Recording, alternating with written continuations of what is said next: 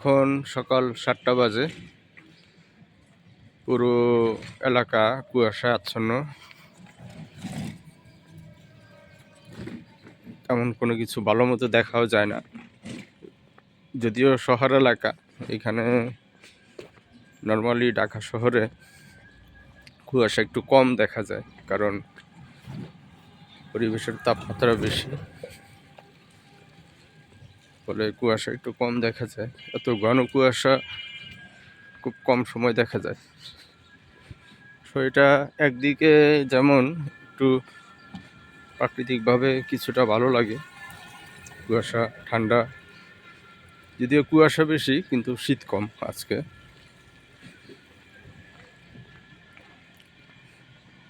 আবার দূরপাল্লার যানবাহনের ক্ষেত্রে এটা একটা সমস্যা, কারণ দুর্ঘটনার একটা আশঙ্কা থাকে। সব মিলিয়ে গ্রামীণ পরিবেশ হলে এই সৌন্দর্যটা খুব সুন্দর উপভোগ করা যায়।